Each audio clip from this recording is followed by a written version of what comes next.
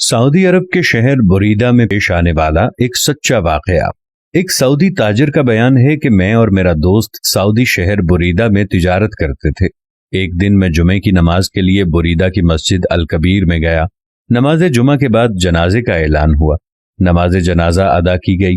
लोगों ने एक दूसरे से पूछना शुरू कर दिया कि ये जनाजा किसका है।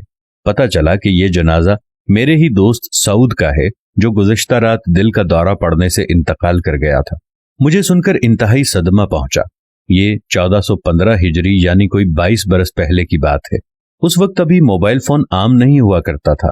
चंद महीने गुजरने के बाद वहां के एक दुकानदार ने मुझसे बात की कि मरहूम सऊद के जिम्मे मेरे 3 लाख रियाल हैं, तो आप मेरे साथ चलें, हम जाकर उसके बेटों से बात करें। और ये बात पहले से मेरे इल्म में थी कि सऊद के जिम्मे ये कर्ज है। चुनाचे हम मरहूम के बेटों से जाकर मिले।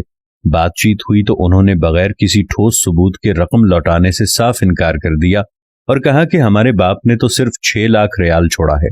अगर 3 लाख हम आपको देते हैं तो फिर हमारे पास क्या बचेगा। उस दौर में बहुत सा लेन देन बाहम एतमाद पर होता था। चुनाचे हम वापस आ गए। यूं वक्त गुजरता गया, लेकिन हर वक्त मुझे सऊद की याद सताती रही।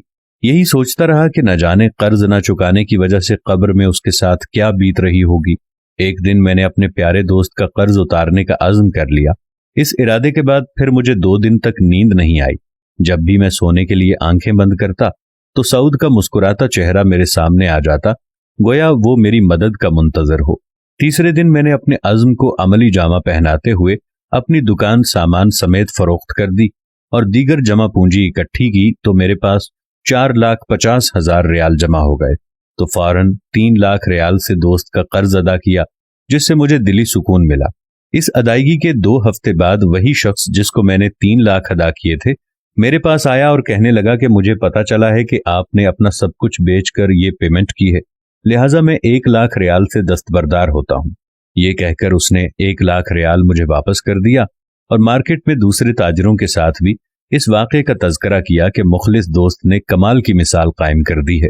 चंद दिन गुजरे कि एक ताजिर का फोन आया। उसने पेशकश की कि मेरे पास 2 दुकानों पर मुश्तमिल एक स्टोर है जो मैं आपको बिला मुआवजा देना चाहता हूं। मैंने उसकी पेशकश को कबूल कर लिया। मजदूर लगाकर दुकानों की सफाई की। इसी दौरान सामान से लदा हुआ एक बड़ा ट्रक दुकानों के सामने आकर रुका, जिसमें से एक नौजवान नीचे उतरा। सलाम के बाद कहने लगा कि मैं फलां ताजिर का बेटा हूं, ये सामान मेरे अब्बा जान ने भेजा है और कहा है कि सामान बेचकर इसकी निस्फ कीमत आप हमें लौटा देना और बाकी आधा माल हमारी तरफ से गिफ्ट है, और आइंदा जितने माल की जरूरत हो हमसे उधार लेकर फरोख्त करके पेमेंट कर दिया करें। लोग जिन्हें मैं जानता नहीं था चारों तरफ से मेरे साथ ताउन के लिए उठ खड़े हुए और थोड़े ही अरसे में मेरा बिजनेस पहले से दुगना हो गया।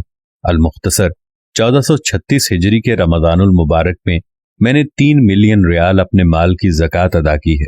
ये कोई अफसाना नहीं है, बल्कि एक हकीकी वाक़या है।